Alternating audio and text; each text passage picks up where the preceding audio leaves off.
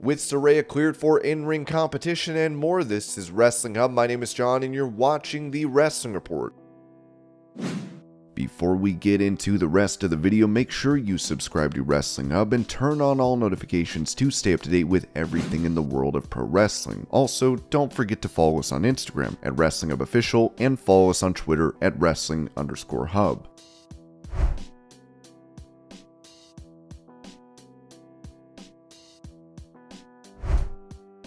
Talking about why Shawn Michaels resented Hulk Hogan after SummerSlam 2005, where Hulk refused to put Michaels over. MLW owner Court Bauer revealed on ad-free shows when speaking about his time in WWE. Last opportunity. Ego. Derailed something that could have made them both money and the company money. If I had to point a finger, really, what was the spark for it to go sideways? It was Vince. We start out, Hulk is back. He has his reality show. I remember producing Vince and Hogan and producing Hogan specifically with Bruce in Anaheim. He was so easy to work with. Having grown up hearing, he could be very controlling over his creative. I'm sure he was. I'm sure that's probably true. But when I worked with him, he was super easy. He brought his entourage with his family and everything. I can't say anything negative about producing Hulk Hogan at all. I didn't have a bad experience. I didn't see any of the ego. Maybe I wasn't privy to it. Court would then mention how Michaels went about his business during that time. He'd sit there and we'd go over every taping. Okay, Hogan's doing this, but Vince would start being playful and kind of messing with Shawn and say, well, of course it was leading to that match at SummerSlam, and we know who's winning that one. His eyeglasses were down looking at Shawn. For a while, Shawn had a really easygoing disposition with it. He was like, of course, haha, right. He was easy, but week after week after week after week, I think Shawn's disposition changed, and he wasn't so into it. He was kind of getting salty about it. I'm like, I see the writing on the wall. This could get weird. As it got closer and closer to the match, there were some bad feelings from Shawn's side. I don't know if Vince meant it. I don't know if he's trying to manipulate the situation, because if he did, the outcome, I don't think, was something he desired. The outcome was a match that looked like a parody of a match, and then no one wanted to do business after the match. So it's like, congratulations. I don't know if your ribbing was just good-natured just to bust Shawn's balls, or you were trying to motivate him to step up and have this amazing match or something. In the end, Shawn just felt like he wasn't into it and just didn't want to do it. So you got to be sensitive with talent. In that case, if he was just having fun with Shawn, and I don't think Shawn at the end wanted anything to do with Hogan. When a work turns into a shoot kind of thing, I think all of a sudden he really resented Hogan going over. Again, another guy that you had heard all these stories about was so easy and relaxed with everything, and all of a sudden, like, the horns came out. But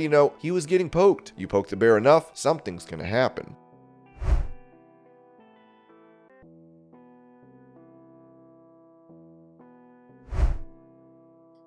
On Out of Character with Ryan Satin, Cody Rhodes talked about his time in AEW and admitted to making bad political decisions. I was very active, and I did start a department, a community department. Brandy did bring Culture City into the wrestling and sports entertainment space, so we were very active in terms of all the facets and assets of that gig. But I think that job was meant for, we wanted a wrestling company brought to you by wrestlers. For sure, that's a huge part of the mission, but maybe it would have been better served for me at age 45 than it did at age 33 or whatever it was. I'm just now entering the prime of my career, so to make political decisions like boxing myself out of winning a world championship, those decisions in hindsight were not the correct decisions and what I should have been doing.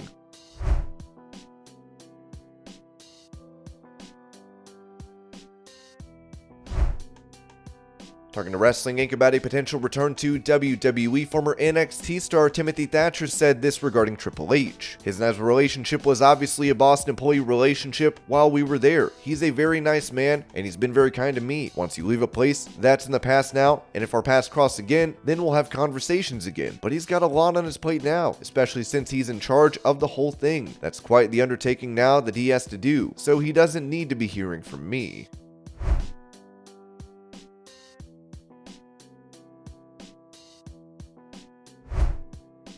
Given it was the 25th anniversary of the Montreal Screwjob, Dogg had this to say about it on his podcast. For me, personally, and that's all you're gonna get from me ever, is because that's all I got. It's my only reference point. I never saw what the big deal was with Bret Hart as a performer. I never understood it. He was a great worker, and I thought about saying good, but he was a great worker. He worked better than me tenfold, worked circles around me. Don't ever think that I've told anybody I was a good wrestler, because I haven't. And if you listen to my podcast, you know that's true. I don't think I was a good wrestler. I don't think Bret was a great wrestler. I think I was a better sports entertainer than Bret was, and I think that's where the money is. So I always thought that he should have done business and done what was right. You know what I mean? But I never looked at him like, if we lose this guy, we lose the war. I never thought that for one moment. Now I can understand people who are huge Bret Hart fans going, screw you, Road Dogg. You suck. Okay, screw me and I suck. Okay, like now what? We still get to my feelings, which is, I never thought he was that great to begin with, so it wasn't that great a loss when we lost him for me personally. That's professionally, really not personally, because I didn't have any personal feelings about it one way or the other. I just didn't think we were sunk because he left. I thought we got a lot more to offer than that. I didn't think we were sunk. I thought we can catch our breath and move forward. I apologize, but I want everybody to understand. I don't dislike Bret Hart. I just don't think he's that great of a wrestler, and I'm sorry if that hurts anybody's feelings, his especially, because I'm not trying to do that. I always thought Shawn was the better sports entertainer, and I still believe that to this day. I mean, that's controversial to some, but I don't know why. It's how I feel. You know what I mean? I don't know why my feelings are so controversial. You know what I mean? The person who has the opposite side of the argument, you're allowed to have that side.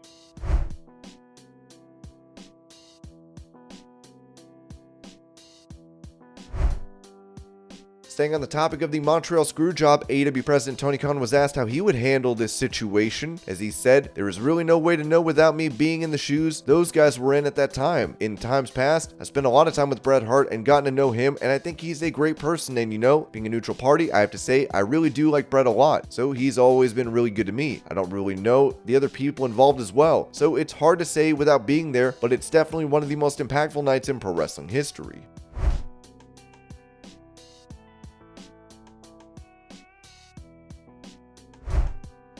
Appearing on Howie Mandel Does Stuff podcast, Chris Jericho spoke about backstage altercations in AEW where he said, it happens. Sure it does. If you're cast in a movie and you hate your co-star, either you make it work, do your job, put on a great performance and never talk to each other again, or you leave the project. It's that simple. If there are people you have a problem with, which I've had over the years, not a lot, but this guy can rub me the wrong way, he's an a-hole, whatever, you still have to put on a good show. Sometimes you have fight in the locker room and that sort of thing. It's a big team. Sometimes guys get into fights, sometimes guys just have the wrong attitude for how to make the team work. That's how you have to look at it. Sometimes guys just have to leave. There was a locker room fight that happened a couple months ago between a couple of guys. When these things happen, you have to deal with them. Sometimes the way to deal with it is guys just have to not be there anymore.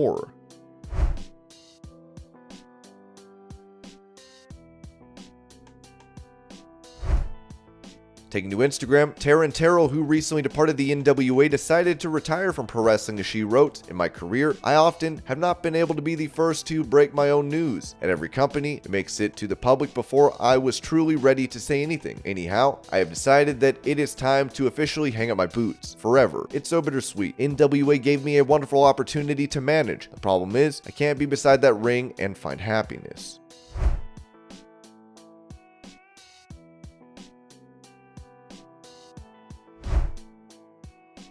Taking to Instagram, Saraya revealed that she has been cleared to compete by posting a doctor's note. She also spoke to Renee Paquette on these sessions about how often she will be competing. Halloween, I went to the doctor in California, one of the best around. If anyone is going to tell me no, this guy is going to tell me no because his job is on the line. I got the x-rays done. These are great, but we have to triple check with CT scans and MRI. I did the CT scan and MRI within the same hour. It was very quick. He sat there, we went through them all, and he went, you're cleared. I burst into tears. Are you serious?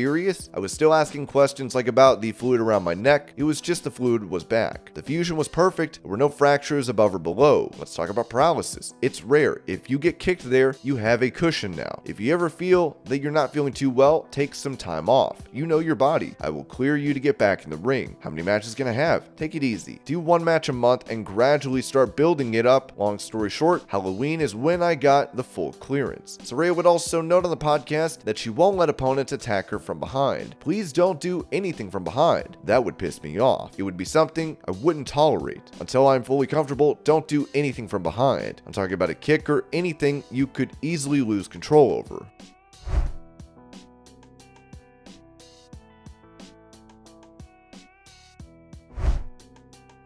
Saraya would also reveal that after being medically cleared that she messaged WWE star Sasha Banks and she said, "It's an accident. It happens in wrestling. That's what we sign up for."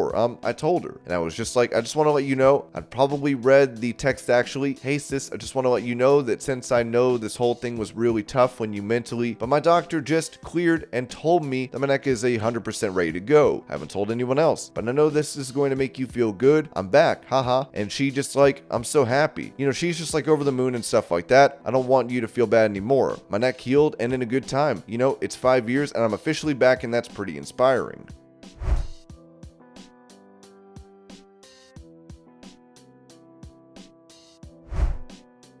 Talk about AEW's plan for her when she signed with the company. Saraya noted on the sessions that, "I looked at social media and people just buried me. I didn't know what I was going to say. There was no plan for these promos. Like, what is the plan? I don't know." She would also mention how her deal with WWE fell through. "I was speaking to WWE and I was just like, Triple H, you know, he was confused why I just left WWE. And I was like, no, I'm not like that. But he was out because he had the heart issues and stuff like that. He just didn't know. He's just really sweet. He's just fantastic." And I was like, "I remember telling you I can go back there, and he was going to make my schedule easier, and I felt I can really do that. The thing that swayed me was, you know, AEW is a fresh company, you know, and I'm like probably benefit from it. Tony just offered me so much freedom."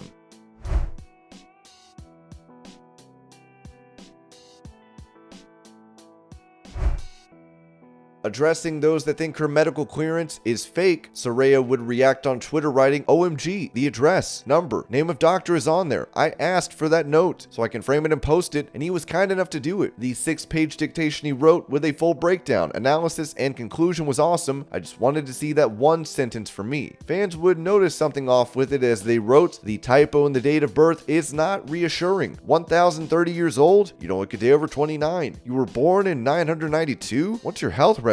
Birth year 992, vampire confirmed." And this was your pro wrestling news update. I hope you're all having a great day. Thank you so much for watching, and I'll see you later.